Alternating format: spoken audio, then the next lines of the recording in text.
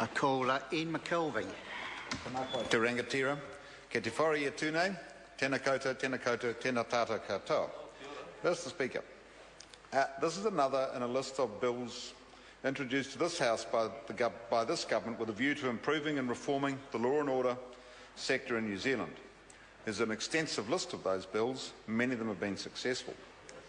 The Law and Order Select Committee spent much time on this bill, receiving a large number of submissions, many of which related directly, as has been said by a number of speakers already, to the Christie's Law campaign.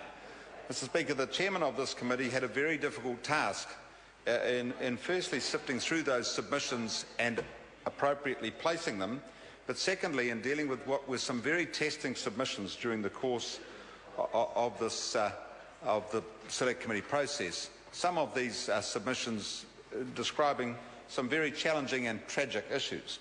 So I congratulate the chairperson, Jackie Dean, on her performance in handling this Select Committee. I'd also congratulate the Select Committee on what was a very difficult task for them, and I found it quite testing at times.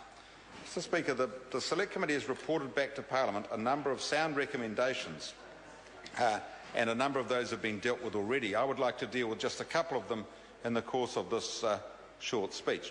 One is related to the defendants under the age of 20, and David Clenton referred to this in his speech, and I'd remind the House that these people are not amateur criminals. They're many of them hardened criminals, and as we went through the submissions on this issue, we came to the conclusion that a lot of these young people really need to be dealt with very firmly by the courts, and we need to give the courts the opportunity to do that.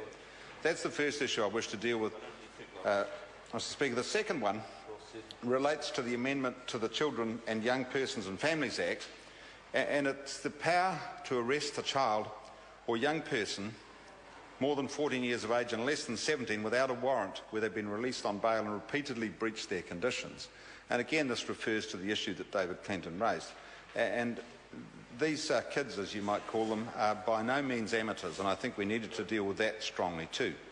The reverse burden of proof and a number of other issues have been dealt with very competently earlier in this discussion.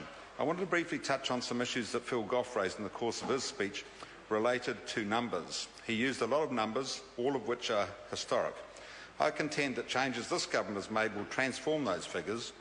You see, our objective of reducing crime, the effects of crime and the rehabilitation of prisoners and so on are having a great effect, and they are working, and the bail amendment bill will add to that. Mr. Speaker, our judges carry a great deal of responsibility. They often carry the community's safety with them as they make their decisions on bail. Our role is to give them the best possible tools to achieve that. This government has a great record when dealing with law and order, and I'm pleased, in fact I'm quite proud to be part of a law and order factor in this government, or section in this government, which I think is achieving great results. Mr. Speaker, I have no problem in supporting this bill as it proceeds through the House. Thank you.